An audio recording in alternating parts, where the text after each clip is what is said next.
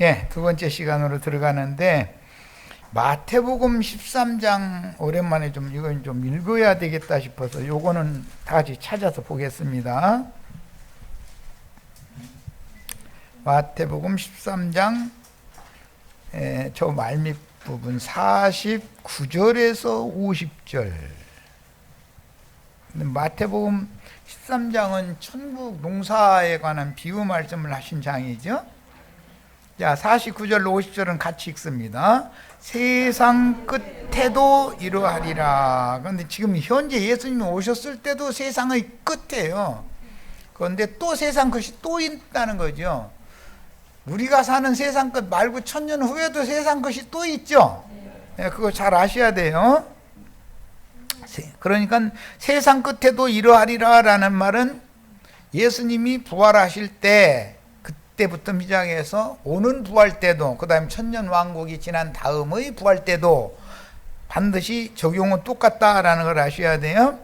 천사들이 와서, 여기서 말하는 천사들이라는 건 단순한 영들이 아니고 하나님의 사자들이라는 개념이에요. 계시록 7교회의 사자라는 말이 이게 원래 천사라는 말이잖아요.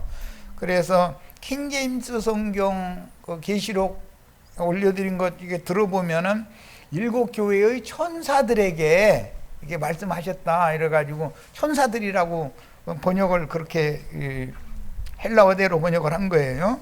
천사들이 와서, 이건 하늘의 일꾼들이라는 뜻이에요. 의인 중에서 악인을 갈라내요. 거기엔 줄을 쳐놓고 표시로 해놓습니다. 많은 사람들이 생각하는 것은 악인들 중에서 의인을 갈라낸다고 생각하죠. 그리스도 심판 때라는 거는. 그런데 그게 아니고 의인들 중에서 악인을 갈라내는 거예요. 반대죠, 개념이. 기독교인들은 전부 본인들은 믿음으로 말미암아 의롭다함을 다 받은 자들이라고 다 의인들이죠. 세상적인 의인을 지금 말하는 게 아니에요. 신앙세계의 의인을 말하는 거니까 기독교인들 중에서 악인들을 갈라내는 얘기를 하시는 중이다 라고 이해를 하셔야 되는 거예요. 불신자들 중에서 악인을 갈라내는 것이 아니에요. 불신자들이라는 것은 어차피 복음을 믿지 않는 자들은 심판의 자식들이기 때문에 불신 세계에서 자칭 의인이나 마나 그거 다 하나님의 나라에는 가치가 없는 거예요. 그건 판단 재료도 되지도 않는 거예요. 그거는 세상 끝에도 이러하리라. 천사들이 와서 의인 중에서 악인을 갈라내요. 여기 갈라내요 라는 것이 심판대죠. 분별이죠. 모든 믿는 자들 중에서 악인들을 분별시킨다 이 말이에요. 그러면 믿음 세계의 악인들이라는 건 주님이 말씀하신 다 의인이라 그러는데 자칭 의인들인데 그들 중의 악인이라고 하는 것은 누구겠는가? 이걸 생각을 해봐야 된다 이거예요. 안 믿는 자를 말한 것이 아니라니까요. 이게 그들을, 악인들을 의인 중에서 악인을 갈라내 가지고 어디다 던져 넣느냐 하면 영영한 지옥에 던져 넣는다고 되어 있지를 않고 그 말씀과는 또 다른 개념이에요. 풀무불에 던져 넣는다 그랬어요. 이 풀무불은 계시록에서는 들포도 송이를 거두어 가지고 포도주 틀에다가 던져 넣는 거죠. 그 포도주 틀이라고 하는 것이 기독교를 말한다 이거예요. 기독교는 정통을 주장하는 우리만이 기독교가 아니고 우리는 정통 보수를 주장하는 교단, 교파에서 나왔다. 형제회가 이제 대표인데 형제회 중에도 또 나눠졌죠. 형제회 중에 나눠진 자들이 지방교회예요. 뭐 잘 아는 것처럼. 그 다음에 성경침례교회라는 데가 있어요. 그 우리가 몰라서 그렇지 수없이 많아요. 말씀침례교회라고 이름 붙이면 전부 그게 다 기독교인들 세상이 말하는 정통 보수 그런 교단 사람들이 아니에요. 거기서 나온 사람들이에요.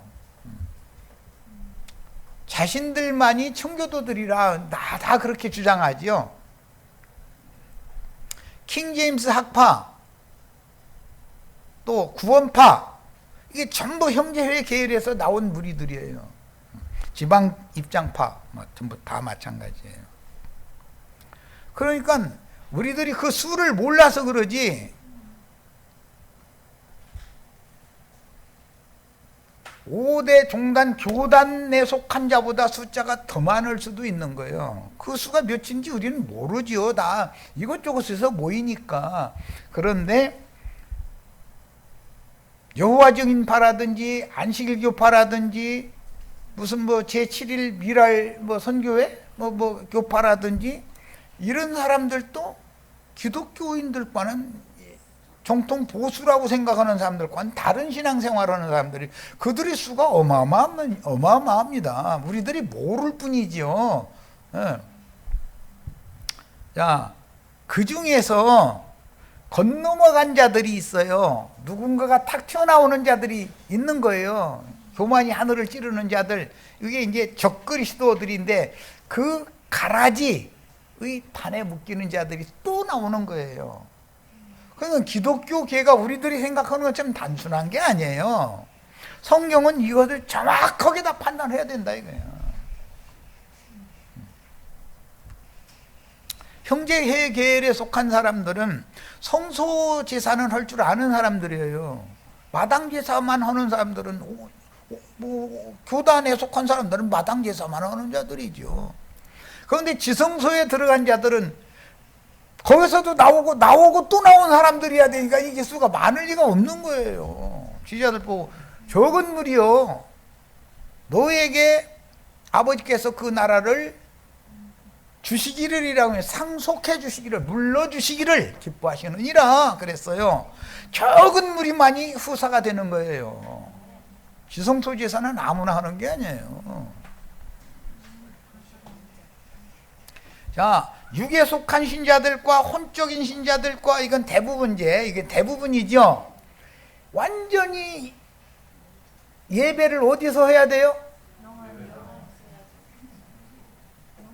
거듭난 영 안에서 살아계신 하나님, 살아있는 말씀을 찬양하고 예배할 줄 아는 사람은 수가 적다, 이런 말이에요. 하나님 아버지를 경배하고 찬양한다는 말은 말씀을 경배하고 찬양하는 걸 말하는 거예요. 그들은 수가 너무 적어요. 그들 보고 참제자들이라고 그러고, 성경에는 참아들이라는 말이 나와요. 사생자 아들도 있을 수가 있죠. 참아들이 되시는 것을 추구하는 거예요. 우리는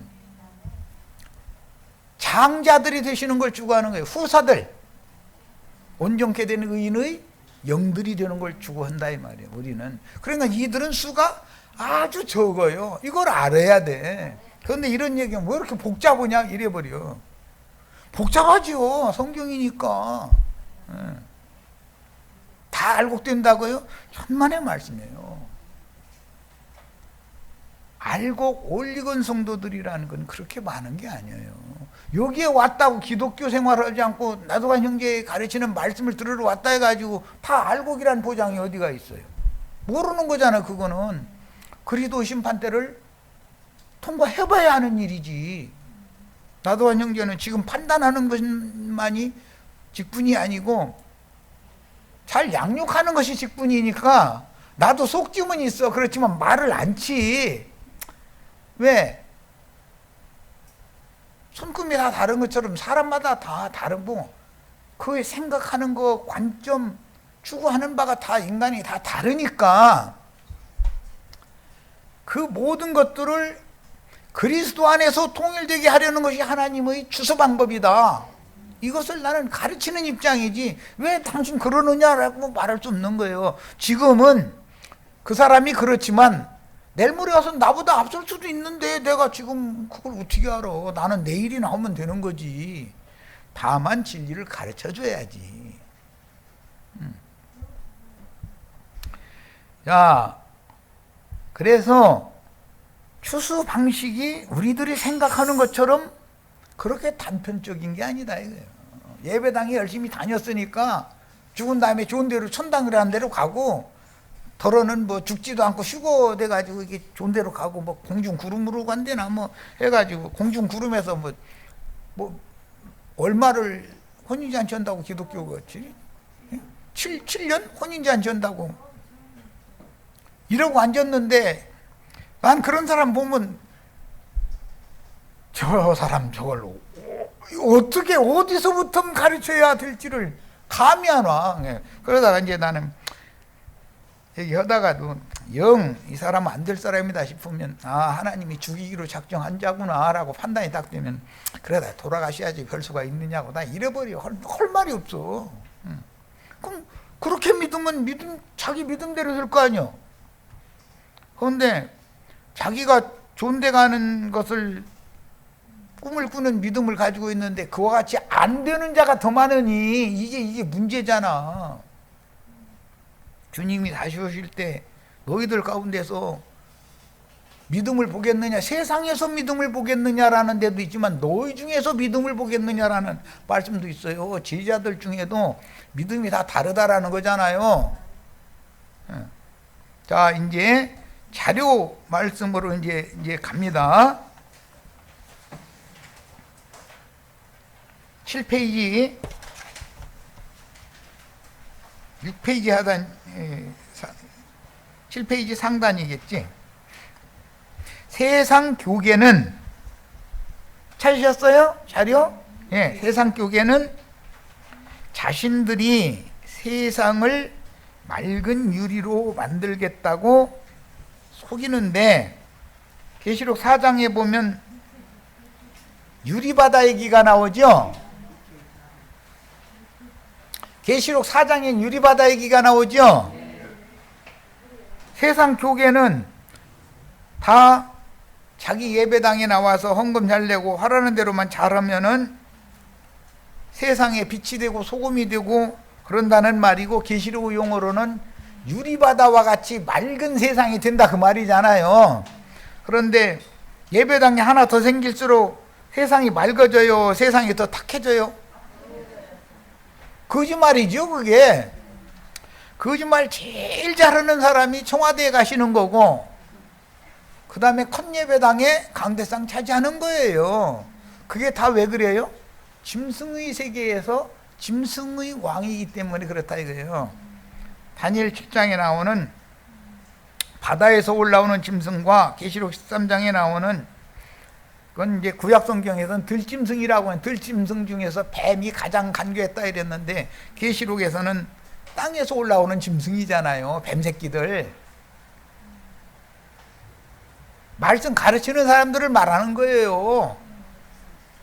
세상 정치 잘하는 사람들을 말하는 거예요. 못하는 사람들이야 뭐 누구나 다, 히틀러나 뭐 히로히토나 이런 사람들 보고는, 전부 무솔리니나 이런 사람들 보고는 주님이 보낸 세상 나라의 심판을 위해서 보낸 짐승놈들이다 이러지. 그렇지만 큰 예배당 목사님 보고 저 흉악한 짐승놈, 저 들짐승놈이네 이러는 사람은 없잖아요. 그건 계시가 없어서 그러는 거예요. 다 세상 나라는 바다 짐승들, 세상 교계는 5대 종단에만이 아니에요. 아까 쭉 말씀드렸어. 땅에서 올라온 짐승일 수 있다 이거예요. 그러면 그들이 무슨 예를 들자면, 예수님이 세상 죄를 지고 간 하나님은 어린 양이다 그러면 매하고 우는 그런 짐승 양을 말하는 게 아니잖아요. 사람이지. 대속물로 드려질 분이 사람이다 이 말이지. 그런데 짐승나라와 짐승나라의 왕자들을 위하여 제사하게 하는 것이, 구약 성경을 읽어보면 에스라서나 느헤미야서나 이런 데 읽어보면 파사왕 고레스의 칙령 얘기 나오죠. 바벨론의 느부갓네살이 예루살렘을 무너뜨리고 예루살렘 성전에서 가지고 온 모든 금은 그릇들 전부 다시 가지고 돌아가서 성전과 성을 다시 건축을 해라 해서 돌려보냈죠. 그랬는데 그 목적은 뭐라고 그러죠?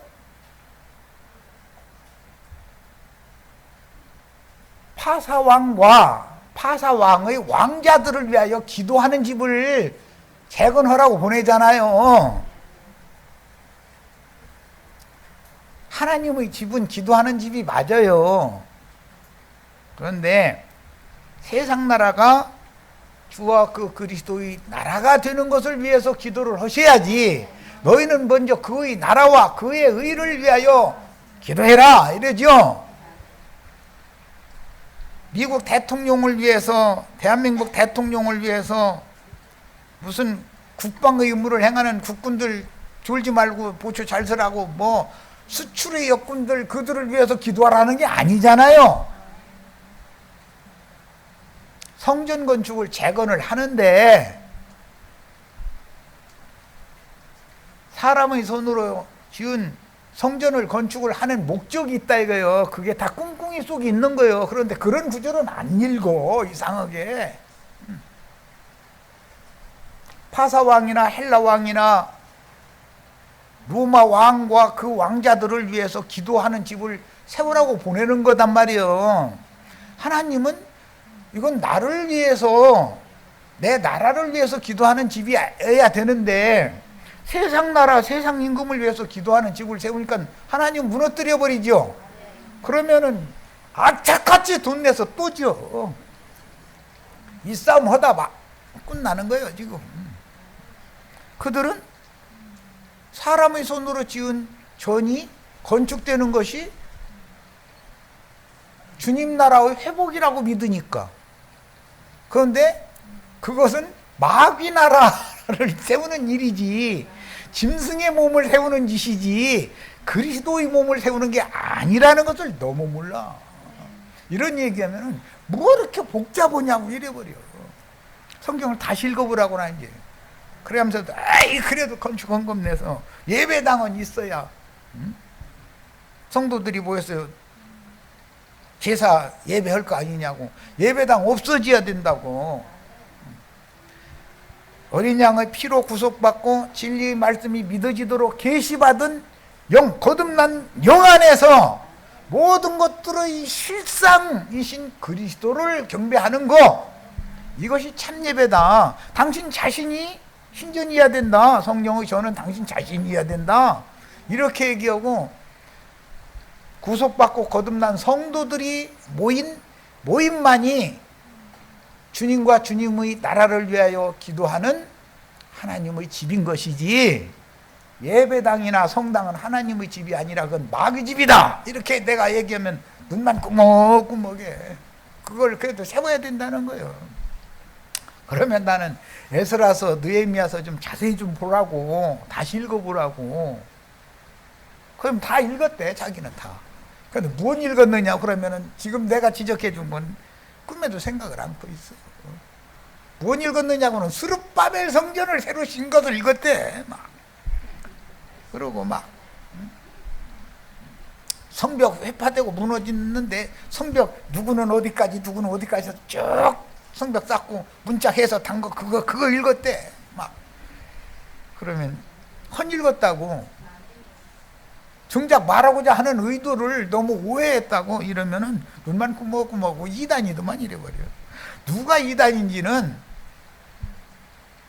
예수님이 이 땅에 온 것은 귀신의 집을 헐어버리려고 오신 거죠. 사람의 손으로 지은 전을 무너뜨려 버리러 온 거잖아요. 그리고 당신의 피로 사서서 은혜의 구속을 입은 성도들을 모아서 당신의 몸인 교회로 세우려고 오신 거예요. 이런 얘기를 하면은 사람들이 처음 듣는 얘기를 하는 거예요. 처음 들을 수도 있죠. 그래도 성경이 그런가 해서 성경을 죽어야 맞지, 목사님들이 한 설교만을 100% 맞다고 믿고 있다가는 큰일 난단 말이에요. 큰 낭패를 나간단 말이에요. 야, 이런 역사적인 사건은 교회 시대의 전 기간에 반복되게 마련이다. 우리 세대에만 이게 이런 일이 있는 게 아니에요. 앞선 세대에도 이런 일이 반복됐어요. 모든 세대마다 구원 얻을 자들을 별도로 분리시켜서 너희는 따로 있어라 라고 하는 것은 2000년 전부터 계속되는 이야기야. 사실은 창세기에서부터 계시록 끝까지 반복되는 얘기야. 그게 어떤 사람들이 이단이냐,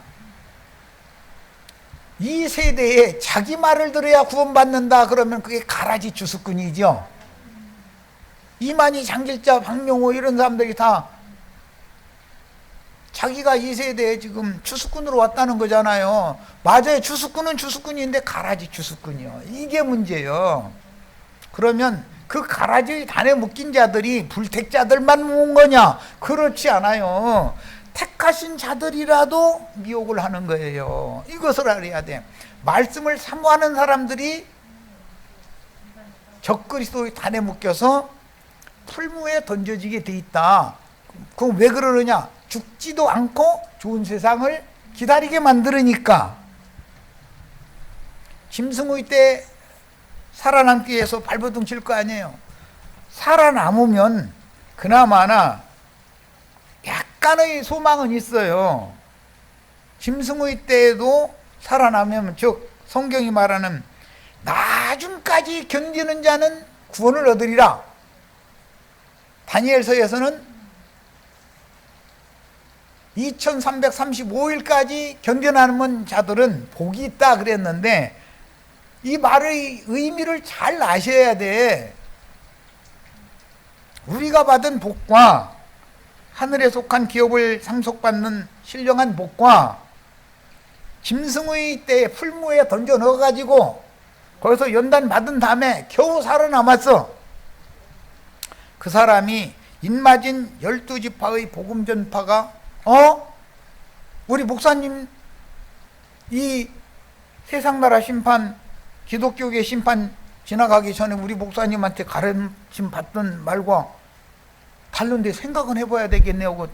그때사 영이 소송되어져 가지고 14만, 오는 세상의 14만 4천에 들어갈 가능이 있으니까.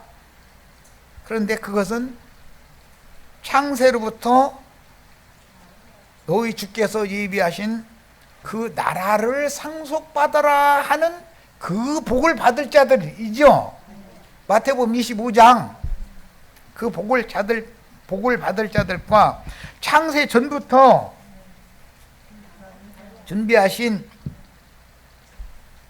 메시아의 왕국의 알곡으로 들어가는 복을 받은 후사들이 받는 복은 다른 얘기죠. 오늘 우리도 사실은 복을 받은 사람들이에요. 그런데 이것은 보편적인 복을 다 받은 거예요. 그러나 해를 입은 여자가 낳은 아들이 하나님의 아들이잖아요. 하나님과 해를 입은 여자는 내외간이니까, 그리스도와 교회는 내외간이니까 교회 중에서 이기는 자로 신부성에 들어간 자들이 받은 복과 오는 세상에 새 땅에 오른편 양무리의 장막에 들어갈 수 있는 자들이 받을 복은 다르죠. 뭔 말인지 아시겠어요? 그래서 추수가 마무리되면 이방인의 충만한 수를 채우는 은혜의 시대가 끝나고, 왜? 이스라엘 12지파의 하나님만이 아니라 이방인의 하나님도 되니까 시대 경영을 할 수밖에 없는 거예요. 인마진 12지파가 제사장 나라를 실현한 새 시대인 메시아의 왕국이 실현되는데, 로마서 11장 15절이나 저 뒤에 32절 이하에 나오는 말씀에 보면 그리스도께 접붙임을 받은 이방인들의 가지 충만한 수를 채울 때까지는 이미 하나님의 자녀로 접붙임을 받은 자들의 얼마를 잘라내버린다 이거예요. 그 자리에다가 이방인들을 접붙이려고 그러는 거예요. 그러니까 이스라엘 12지파가 실족되는 것은 이방인들의 구원을 위해서 당연한 일인 거예요. 그런데 오는 세상에 이스라엘의 회복을 위해서는 이방인들의 가지를 또 잘라내는 것이 하나님의 경영이다 이 말이에요. 그럼 거기 잘림받을 필요가 있어요? 좋은 열매를 맺어서 감람나무라고 비유를 했으니까 금기름을 잘라면 상등 감람류를 맺어야, 감람 열매를 맺어야 되잖아요. 메시아의 왕국은 그 천년이 차기까지 이어지는데 택하신 자기 백성들의 신앙을 회복시켜서, 로마서 11장 15절 이미 말씀드렸어요. 다 알고 있죠? 그들을 받아주시는 것은 그들이 죽은 자들 가운데 다시 살아나는 것이 아니면 무엇이리요? 그럼 그들을 죽는다라는 말은 그리스도께로부터 끊어져 나가는 걸 말한다 이 말이에요. 우리들도 죽은 자들이었다가 살리심을 받은 것은 그리스도께 접붙임을 받아서 지금 살아난 거죠. 이건 영적인 일을 말하는 것이지 육신을 말하는 게 아니지 않냐 이 말이에요. 그러니까 영적인 일이라는 건 신앙을 말하기 때문에 이스라엘 12지파가 그리스도 예수를 자신들의 메시아인 참 구원자이신 참 하나님이신 여호와가 바로 예수 그리스도라는 것을 믿는 날이 온다는 거예요.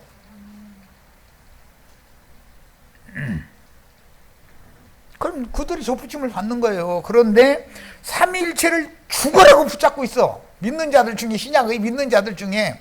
그러면 오는 세상에서는 잘라져 나갈 것 같아요? 계속 좋은 열매를 맺는 가지로 남아있을 것 같아요? 뭔 말인지 아시겠어요? 삼위일체 교리라는 것을 주장하면은 잘라져 나가게 돼 있다 이거예요. 그런데 보편적으로 기독교계는 삼위일체 교리 안 믿으면 이단이죠. 사람의 손으로 지은 전에 모이지 않으면 이단이에요. 집에 있는 교회로 모이면 이단인 거예요. 예를 들어서 우리 박영재나 윤영재나 홍영재가 뭐 다른 이제 많은 형제들이 자신의 집을 열어서 전도해서 사람들을 모아가지고 뱀의 낯을 피하려니까 당연히 집에 있는 교회를 당연히 실행하겠죠. 그렇게 되면 뱀들의 속을 뱀들아 독사의 새끼들아라는 게 자칭 유대인들의 회당 사람들이 그게 다 독사들이 소굴이잖아요. 거기서 큰 소리 치던 사람들이 볼 때는 이단자들이잖아. 그게 다 이런 거를 구분을 할 줄 알아야 돼. 우리 주님과 사도들이 이단자들이었으니까 우리도 이단자가 돼야 맞죠.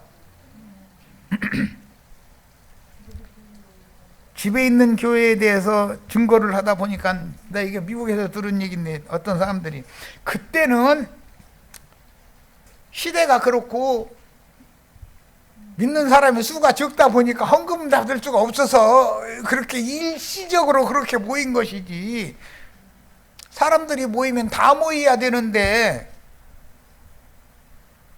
집에 있는 교회를 실행하면 되느냐 이래가면서 따지더라고 어떤 목사가. 그래서 당신부터 목사 직책을 내려놓고 진리를 바로 보게 가르쳐서 예배당 팔아버려. 그 예배당이면은 집에 있는 교회 10채는 세워. 내가 그랬더니 집에 있는 교회 오면 이단이랬는데 말씀을 가르칠 만한 사람들이 없는데 어떻게 하느냐고. 그럼 당신은 말씀 가르칠 자격 있어? 내가 그랬더니 자긴 자격이 있대. 뭘로? 그랬더니 신학교를 이런 성적으로 막 이렇게 졸업을 했다 이거예요. 그래서 목회학?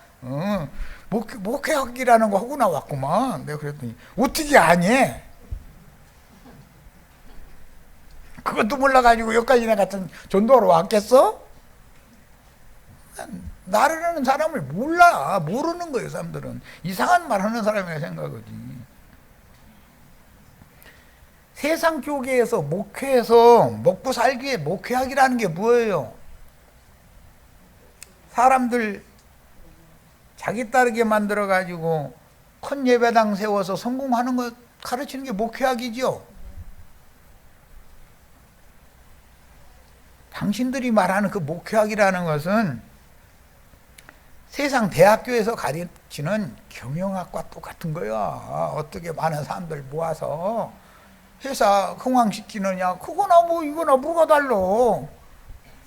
근데 당신이 여기까지 온 거 보니까 당신 회사는 지금 잘 안 되는 중이구만. 내가 이제 그랬거든. 몇 명 안 모이지? 돈이 잘 안 나오지? 그랬더니 어떻게 아니? 아이 다 그게 답이 나오게 돼 있어.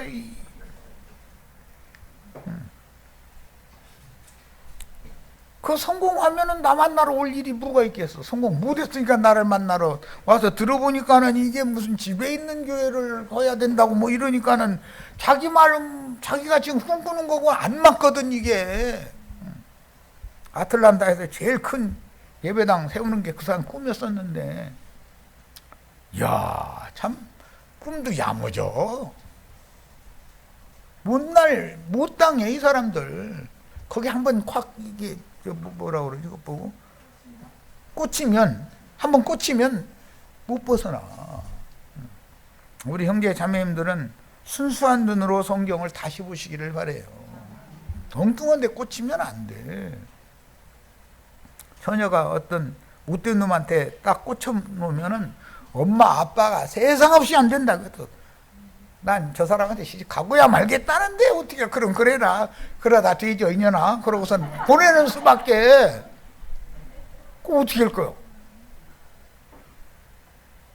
그래서 이어서 바다에서 올라오는 짐승에 의하여 땅에서 올라오는 짐승과 연합된 큰 음녀가 벌거벗겨지고 하나님의 진노의 불로 샬라서 소멸되고, 그 다음에 음녀의 7머리는 세상 권세에 의하여 대대적인 심판을 당하는데, 이제 그들은 종교를 세상에 박해한다 이제 이러죠. 그러면서 막 자기 휴거되고 승천하려고 막 할렐루야 막 하늘에 계신 우리 아버지 뭐 또 주기도문 막 이제 슬슬슬슬 외우고 이제 막 하겠지. 그러다가 바다에서 올라온 짐승에 의해서 죽임을 당하고 나면은 둘째 심판대에 쓰면은 그 영혼이 둘째 사망 불못에 던져지면 그때서 아차 하면은 때는 늦은 거죠. 열심을 낼 것에 내셔야 돼. 그러니까 엉뚱한 곳에 베끼시지 말고 진리 말씀을 잘 받으셔야 돼요. 모든 사람은 한번 죽는 것은 하나님이 정하신 것이고 그 후에는 심판이 또 있다 그랬어요. 죽음이라고 하는 심판, 이건 육의 심판이죠. 영혼의 심판, 둘째 사망 불못에 던져넣는 심판이 완전한 심판이다 이거예요. 마찬가지로 생명의 세계가 인간 나라가 유지되기 위해서 자여손이 생기는 것은 육적인 부활이요. 내 생명의 분신이죠. 내 딸, 내 아들은 내 손주, 내 생명의 분신이에요. 나의 부활이에요. 그러나 영적인 아버지, 영적인 어머니가 난 아들들이 되는 것이 이렇게 중요하다 이거예요. 성경에 네 부모를 공경하라 라는 율법이 나오면 그것은 그리스도의 성령을 아버지, 성령께서 교회들에게 말씀하신다 그랬는데, 말씀하시는 건 씨를 심는 거 비유요. 이것은 부부 관계를 맺는 거예요. 해를 입은 여자로 상징이 됐어요. 교회와 어머니, 예수 그리스도의 성령께 효도를 할 줄 알아야 돼. 이것도 몰라가지고서 인간 나라의 법도를 보면 표상이잖아요. 부모한테 불효하면은 세상 나라에서도 다른 범죄를 한 그 죄인을 다루는 것과 근친 관계를 부모한테 불순종하고 거역해서 뭐 잘못을 저지른 것은 가중처벌을 받잖아요. 세상 나라도 그래. 엊그제도 읽었는데 이제 다니엘 12장 1절로 3절 읽어봅니다. 그때 네 민족을 호위하는 큰 군주 미가엘이 일어날 것이요. 계시록 12장에 이 말씀이 나오죠. 미가엘의 군대와 용의 군대가 하늘에 전쟁을 흔드는 거잖아요. 또 환란이 있으리니 이는 개국 이래로, 개국이라는 것은 창세기에서부터 주님의 나라를 세우는 것이니까 아담 세계라는 것이 짐승의 옷을 입혀가지고 아벨 대신해 주신 셋으로 말미암는 그 후예들이 소위 말하는 셈족이라고 그러는데 그게 주님의 나라잖아요. 개국이라는 게 주님의 나라를 세우는 거예요. 그 비유요. 그런데 사도행전 1장에 보면 너희는 성령이 임하면 모든 민족에게로 나아가서 아버지와 아들과 성령의 이름으로 침례를 주고 내가 너희에게 가르치고 분부했던 것을 또 가르쳐서 교회로 세워라. 그럼 그때 당시가 심판 때인 면도 있죠. 구약 백성들을 위해서는. 그러나 새 시대가 연결이 되는 지금 연결점이단 말이에요, 그게. 그러니까 주님의 나라가 성경이 이루어지는 것은 이때입니까? 하고 제자들은 그 때와 기한에 대해서 그렇게 모든 사람들이 다 그래. 궁금했는데, 복음 전파를 해서 이방의 충만한 수가 찬 다음에 심판 때가 또 오니까 주님은 너희는 나가서 전도나 해라 이렇게 말하지 지금이 그때야 이렇게 답변 안 하시잖아요. 그럼 예수님 때가 심판 때는 맞죠? 그것은 율법과 선지자의 때를 종결하는 심판 때였었던 것이고 다음 시대로 넘어가는 새 시대가 그때 다리 역할을 하는 때였다 이거예요. 예수님과 사도들의 때는.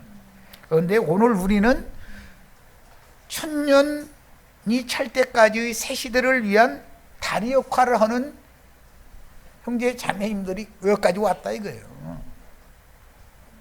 그러면 한 시대가 더 되겠죠. 자, 구약 백성들의 왕들을 빼내서 주와 함께 부활되고 승천한 다음에 새 시대의 예루살렘 교회에 불꽃 천사들, 불의 혀 같은 천사들과 함께 주님이 다시 오셨잖아요. 그들은 다 왕들이다 이거예요. 왕들, 제사장들이고 그들이 이 생에서 육신의 몸을 입고 살아서 말씀을 전해야 되는 증인들에게 임해서 빛의 사자로 그들 속에 하나님의 경륜의 계시를 다 밝혀주고 깨닫게 해줘야 지혜와 계시의 영으로 임해야 그들이 사역을 할 수 있는 것이지 사도들이 무슨 능력이 있어서 사역을 합니까? 오늘 우리 형제 자매님들도 지천사들로 오는 세상의 입맞은 12지파 우편 양들이 이곳저곳에 온 세상에 세워질 거 아니에요. 장막이 인도자들을 심령과 마음에 생명의 빛으로 다스린다라는 말은 목회라는 말과 같은 말이다라는 건 내가 여러 번을 말씀드렸어요. 빛으로 현상세계의 주의 종들에게 임해서 그들을 먼저 지배하고 다스릴 수가 있어야 그들이 나가서 복음을 전파할 수 있는 것이 인간들이 무슨 재주로 성경을 깨닫습니까? 지혜와 계시의 영으로나 되는 일이지 사람의 힘으로 되는 게 아닌 거예요. 하나님의 우주 경륜을 이루는 문제는 이걸 잘 생각하시기를 바라요. 자, 그때에 내 백성 중 책에 기록된 모든 자가 구원을 받을 것이라 해놓고 나서, 앞에는 구원받는 자들 얘기를 해놓고 나서 2절에 땅의 티끌 가운데에서 자는 자들 얘기가 이제 나오는 거예요. 그러니까 한 세대는 가고 한 세대는 오니까 율법과 선지자의 때가 차기까지는 많은 세대가 오고 가고 하겠죠. 그런데 자는 자 중에서 많은 사람이 깨어나, 이것은 부활 때다 이 말이죠. 예수님의 부활 때죠. 마태복음 27장 51절 53절. 영생을 받는 자도 있겠고, 다 영생을 얻는 게 아니죠. 수치를 당하여 영원히 부끄러움을 당할 자도 있을 것이며, 그런데 영원히 부끄러움을 당할, 수치당할 자들이 더 많지 왕들이 많은 게 아니죠. 이게 예수의 부활에 참여한 자들은 왕같은 제사장들만, 온전케 되는 의인의 영들만 일어나는 거고, 지혜 있는 자는 궁창의 빛과 같이 빛날 것이요, 이 궁창의 빛과 같이 빛나는다라는 이 빛이라는 말은, 원래 지혜라는, 구약 성경에 나오는 지혜라는 말은 빛이라는 데서 나오는 말이에요. 그런데 뱀도 지혜롭죠. 그러니까 뱀도 번쩍번쩍 하잖아요. 뱀의 지혜는 육신의 생각을 지배하게 돼 있는 것이고, 하나님의 참 지혜는 영의 생각을 지배하게 되는 거다. 이것을 잘 아셔야 돼. 많은 사람을 옳은 대로 돌아오게 한 자들은, 이들은 이사야 선지자로부터 말라기 선지자까지, 물론 성경을 쓰지 않은 많은 선지자들도 있어요. 그런 자들이 다 빛의 천사들이었다 그런 말이에요. 히브리서 12장의 용어로는 온전케 된 의인의 영들이요 구름과 같이 허다한 증인들이다. 그들은 영원토록 빛날 것이고, 또 무궁히 수치를 당할 자들도 나눠지는다라는 말이에요. 그러면 구약시대의 종교에만 이것이 있느냐? 이방인의 충만한 수가 찬 다음에도 이 일이 반복되는 것이고, 그 천년이 찬 후에도 이거는 반복되는 것이다 말이에요. 그러니까 예수님이 오셔서 표상으로, 표적으로 이루어 놓으신 것은 반복되게 돼 있다.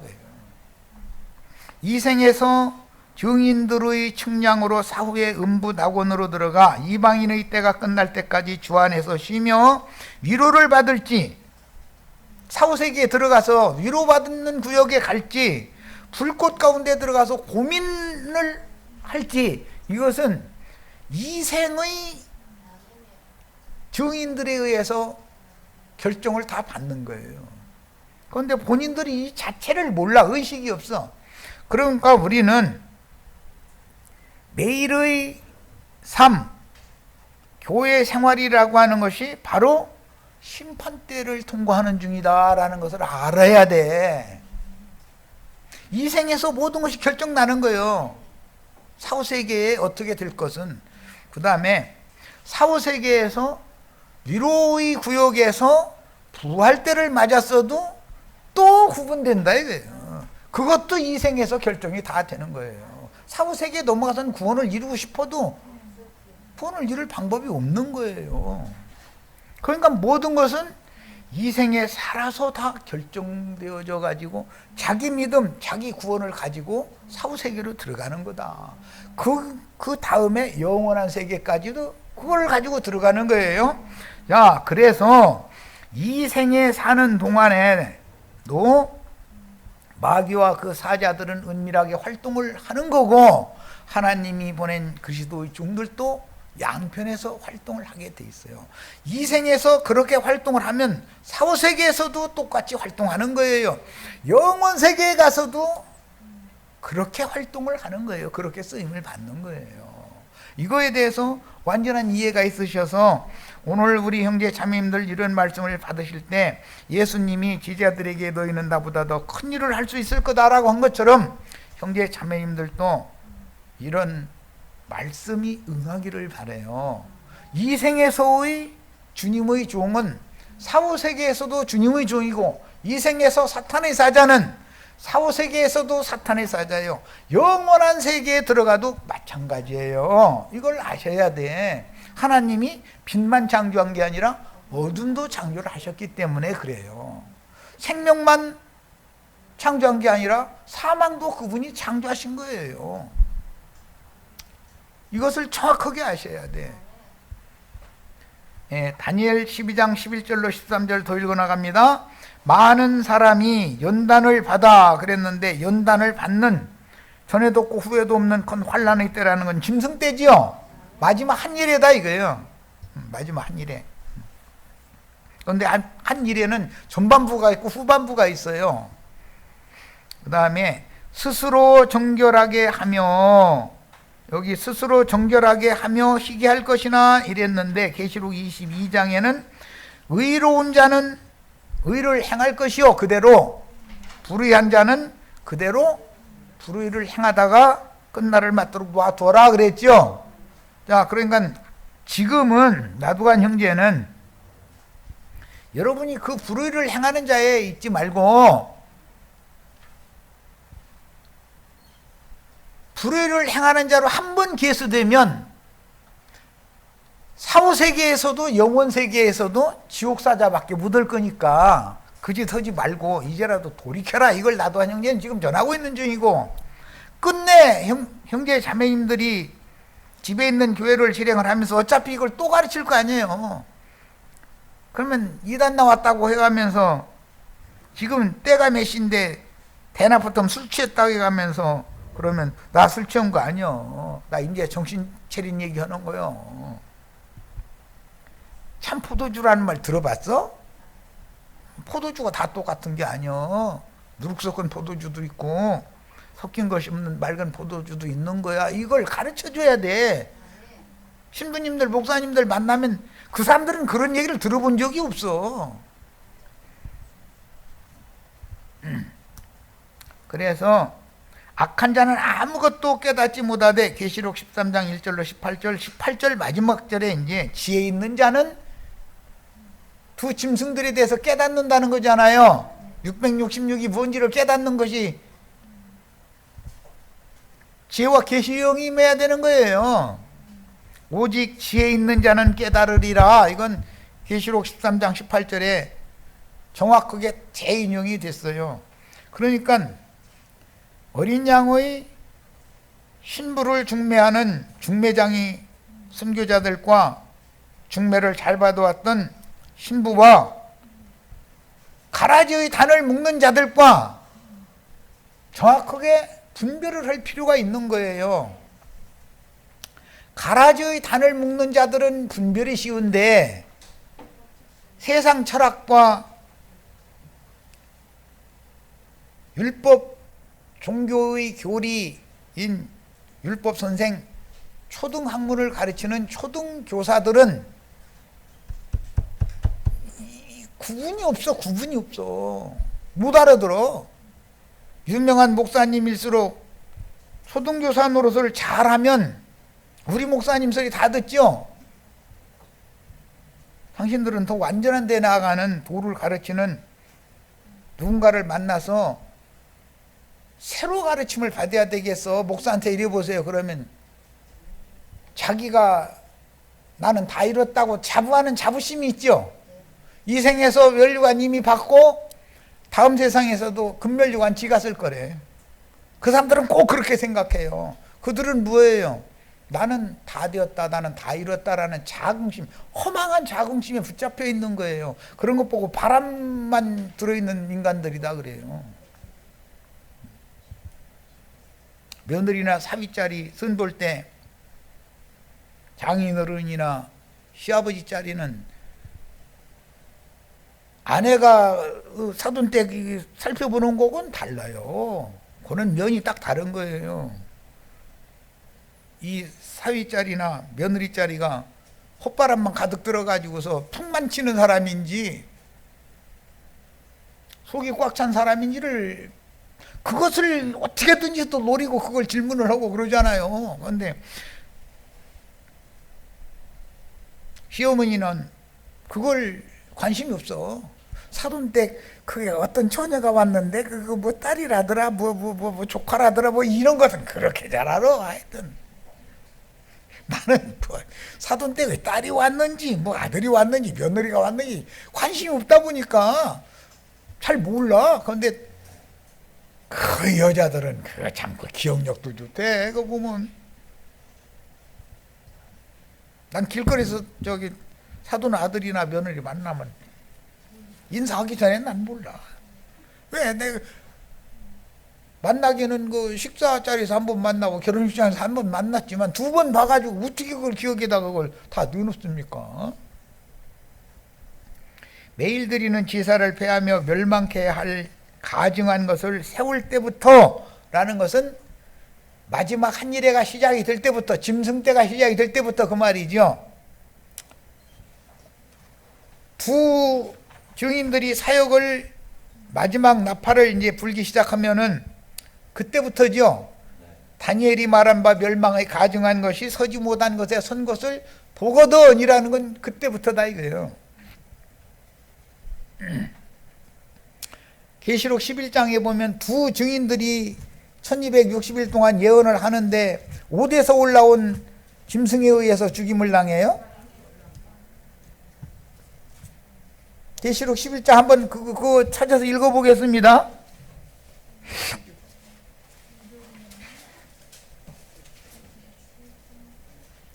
7절 보겠습니다. 그들이 그 증언을 마칠 때, 그들은 두 증인들이에요. 마칠 때 무저갱으로부터 올라오는 짐승이 그랬어요. 참 이게 비밀이요. 무저갱이라는 글자 그대로 하자면은 끝이 없는 깊은 구덩이다, 이제 흑암의 저수다 이런 말인데, 이게 계시록 20장에 가면 필라케 영들이 악령들이 오기죠. 마귀가 그곳에 갇히는 장소잖아요. 1000년 동안. 그런데 2000년 동안도 은밀하게 숨어 있다가 증인들이 나팔을 불기 시작하면 무저갱이 열려가지고, 무저갱에서는 계시록 9장에 보면 황충 군대 귀신들이 올라오죠. 황충 군대 귀신들이 왕이 걔들 데리고 온다 이거예요. 와가지고 하는 짓은 뭐예요? 증인들을 박해하고 죽이는 일을 하는 거잖아요. 후 3년 반에도 똑같은 일을 하는 거예요. 누가 죽인다고요? 네, 무저갱에서 올라오는 짐승들에 의해서 증인들은 죽임을 당해서 그 수를 채우게 돼 있는 거다 이거예요. 그 7년 동안이라는 것은 그게 추석인 거예요. 그래서 짐승의 때도 되지만, 뭔 말인지 아시겠죠? 증인들에게는 1260일 동안 예언하는 기간을 주셨고, 이 무저갱에서 올라온 짐승들은 42달 동안 일할 권세를 받는다. 똑같은 기간이잖아요. 42달이나 1260일은 같은 거지요. 야, 그런데 한때, 두때, 반때도 되고 3년 반도 돼요. 그게 계시록의 다니엘 12장에서는 1260일이 지난 다음에 30일이 연장되고, 그 30일 동안은 많은 물에 앉은 큰 음료를 벌거벗겨 가지고 불심판하는 기간이에요. 하나님의 집, 귀신들의 집부터 먼저 불살라야 되는 거잖아요. 그 다음에는 바다에 불레접을 쏟아붓는 기간이 45일이 또 연장이 또 돼요. 그래서 2330 주야, 그 2335일까지 견디는 자는 복이 있을 거다 그랬는데, 그렇게 복 받으려고 하지 말자 이 말이야. 그것도 복은 복이죠. 짐승의 때 살아남아서 이스라엘 12지파에 속한 14만 4천의 가입만 된다면 그것도 복은 복이죠. 그런데 그것은 차선의 복이다 이거예요. 첫째 부활이 아니고 그것은 다음에 오는 차선의 부활이잖아요. 서신서의 용법대로 하자면 구원을 어때? 불 가운데에서 얻는 것과 같은, 저주함에 가까운 구원이다 이거예요. 주인아래 주 예수인아래 그 혼까지 온전한 구원을 받는다고 돼 있지 않고 그의 영은 주 예수인아래 구원을 받게 하려 합니다. 그런데 누구 보고 하는 말이냐면 자기 아버지의 여자를 범했다는 거잖아요. 그런 놈들인데도 세상 같으면 그런 놈 살려두면 안 되죠. 그런데 주님은 그가 생명책이 일단 농명이 된 교회 중에 있던 자이기 때문에 구원을 얻되 불 가운데서 얻는 구원을 얻는 것이고 그 영은 주 예수의 날에 구원을 얻게 하려 합니다. 그래요. 영만 구원받는 것과 혼까지 온전한 구원받는 건 전혀 다른 거예요. 그런데 이런 성경을 가르침을 받지를 않아. 가르치는 사람들이 이런 걸 가르쳐 주지를 않으니까 그냥 저 예배당에 열심히 나와서 하라는 대로 끝복하면은 죽으면 죽은 대로 갈 거고 만약에 마지막 그 추수 때가 되면 죽지도 않고 쉬고 될 거라고 이렇게 가르치니 얼마나 허황된 가르침이에요.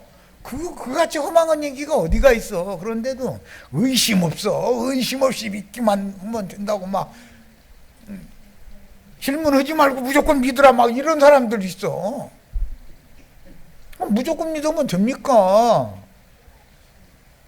정확한 진리를 따라서 믿어야지. 지혜와 계시의 영께서 계시해 주심을 받아서 믿어줘야지.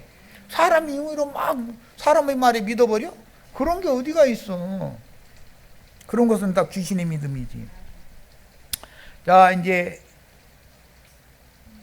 자 마태복음 10장 16절로 22절을 읽겠습니다. 보라 내가 너희를 보냄이 양을 이리 가운데로 보냄과 같도다. 양은 제자들이고 파송받는 그렇죠. 주님이 가고자 하는 각동 각처에 사도들을 파송하는 얘기잖아요 지금. 그런데 제자들은 양들이고 제자들이 보냄을 받은 이스라엘 12지파 사람들 율법 말씀을 믿는 사람들은 이리들이라 이거예요. 비유다 이게. 그러므로 너희는 뱀같이 지혜롭고 비둘기처럼 순결해라. 그런 걸 보니까 뱀이 지혜롭지 않다는 게 아니죠. 이 말은 뱀이 여자를 미혹할 때 뱀 나름 뭐 지혜가 있는 거 아니에요. 우리가 세상 사람들일 때 기독교인들일 때 뱀의 지혜는 잔머리 획획 굴러가는 거죠. 뭔 일이 뭔 어려운 문제가 생겨 그러면 그 생각도 잘해. 저금 통장 딱 꺼내가지고 다 쳐다봐. 동그라미가 몇 개인지 이런 거나 계산하고 앉았고. 그럼 무슨 뜻이에요? 그 어려운 모든 난관이 와도 돈으로 해결할 수 있다고 믿는다. 그가 믿는 건 돈이지 예수 그리스도가 아니잖아요. 금방 변하죠.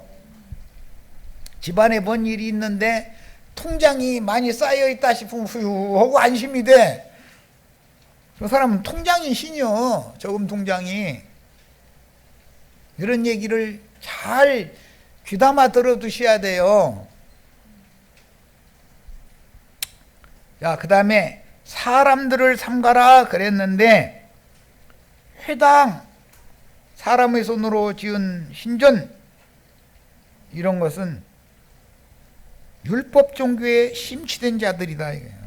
그들은 아까 내가 에스라서와 느헤미야서 잠깐 소개한 것처럼 파사왕이나 헬라왕이나 바벨론왕이나 그 원수들과 원수의 왕자들을 위해서 기도하는 집을 세우라고 지금 보내는 거잖아요. 그럼 그걸 세워야 돼요? 세우지 말아야 돼요?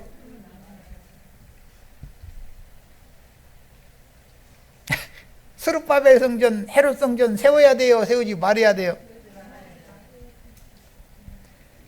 주님의 몸된 교회를 세워야지. 그렇죠? 그들이 너희를 어디에 넘겨주며? 공회에 넘겨주며. 예수님이 공회에 잡혀가가지고 안나스라는 대제사장과 그 공회원들에게 신문당했죠? 밤새도록. 그들을 회당에서 채찍질하리라. 그러니까는 우리 형제 자매님들은 참 제자들이면 예배당 소위 말하는 개척교회가 하나 생기면 나 매주를 장소가 하나 또 생겼네. 이렇게 생각하시면 돼요. 그런데 특히 내가 사는 마을에 하나가 생기면 거기로 나를 잡아다가 매질을 할 거예요. 예배당 잘 판단 잘 하셔야 돼요. 또 너희가 나로 말미암아 총독들과 임금들 앞에 끌려가리니 이는 그들과 이방인들에게 증거가 되게 하려 하심이라.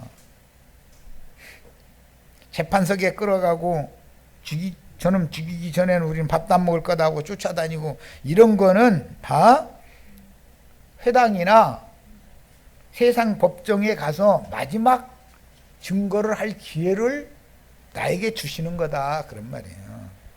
너희를 넘겨둘 때 뭘로 넘겨주는데요? 기독교계의 조직이나 교리에 근거해서 넘겨주는 거잖아요. 이단이잖아요. 어떻게 또는 무엇을 말할까 염려하지 말라. 그때 너희에게 할 말을 주시리니 너희 말하는 이는 너희가 아니라 너희 속에서 말씀하시는 아버지 성령이라. 아버지 성령은 그 영의 말씀이죠. 말씀하시는 이죠. 이런 것 정도는 기본적으로 아셔야 돼. 그러려면 지금 살아생전에 많이 먹어두셔야 돼. 써먹을 때가 있어. 성경 부지런히 읽으셔야 돼. 나보다 많이 읽고 나보다 많이 들으셔야 돼요, 성경을. 장차 형제가 형제를, 아버지가 자식을 죽는 데 내주며 자식들이 부모를 대적하게 하여 죽게 하리라. 그러니까 신앙의 문제에 있어서는 부모 자식 관계없는 얘기다 하는 것이죠. 자식이 기독교에 열심 낼 수 있고 아버지는 기독교에 열심 낼 수 있는데 자식은 그리스도의 몸을 세우는 자가 될 수가 있고 아버지는 그리스도의 몸을 세우는데 자식은 짐승의 몸을 세울 수가 있죠. 그래서 이 신앙 문제만큼은 부모 자식 사이도 억지로, 남편과 아내 사이도 억지로 안 되는 거예요, 그게. 이것은 영의 일이니까. 왜? 하나님의 신으로나 되는 일이지 사람의 어떤 노력으로 되는 일이 아니거든. 성령의 감동이라는 것은 육신이 노력을 하지 말라는 게 아니라 육신이 원한다고 육신대로 되는 게 아니에요. 다만 우리는 이 자식이 이제라도 저제라도 또는 내 남편이 이제라도 저제라도 회개하고 돌이키기를 원하는 그런 간절한 소원이 있으니까 끊임없이 전해야죠. 제일 가까이 있는 사람인데. 또 너희가 내 이름으로 말미암아 모든 사람에게 미움을 받을 것이나. 그런데 불신자들, 세상 사람들은 진실한 믿는 이들을 다 싫어합니다. 그런데 기독교인들이 앞장서. 그게 참 이게 비밀이 아주. 끝까지 견디는 자는 구원을 얻으리라 그랬는데 다니엘서에서는 2335일까지 견디는 자는 복이 있으리라 그랬죠. 자, 마가복음 13장 8절로 13절, 여기 끝까지 견디는 자와 이 사람들이 받을 복은 창세로부터 예비한 하나님의 나라를 상속받는 복을 받는 거예요. 우리 형제 자매님들은 그런 복을 받는 것을 주고는 게 아니에요. 치천사들로 그들을 인도하는 자들의 심령과 마음을 빛으로 다스리는, 생명 안에서 다스리는 왕 같은 제사장이 되는 복을 받는 거예요. 우리가 받을 복은, 이거 구분 잘 하시기를 바라요. 민족이 민족을, 나라가 나라를 대적하여 일어나겠고 곳곳에 지진이 있으며 기근이 있으리니 이는 재난의 시작이니라.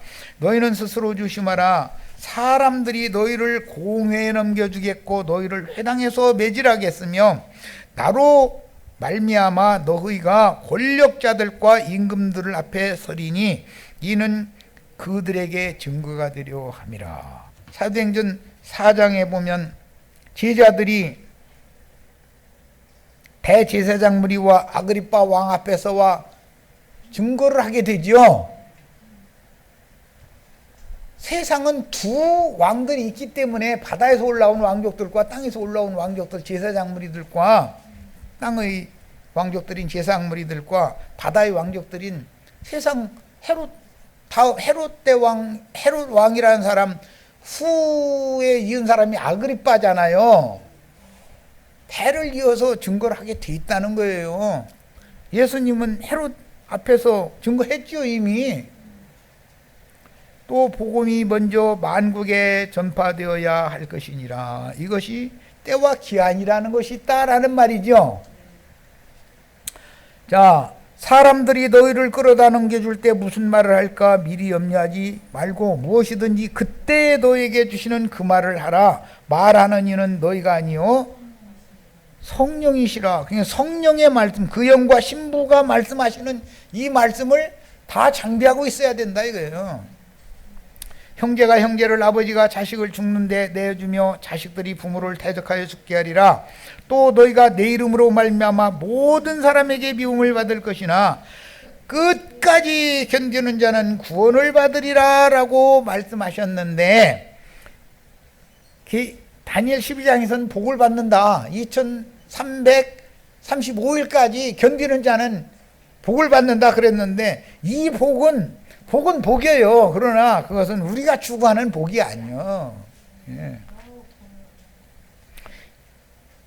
71회의 이상 중에서 한 일회의 전반부와 후반부인 짐승의 때와 예리한 낫을 잡고 땅에 곡식을 거두시는 시기, 그 다음에 이어서 들포도송이를 거두어 포도주 틀에 던져넣는 시기,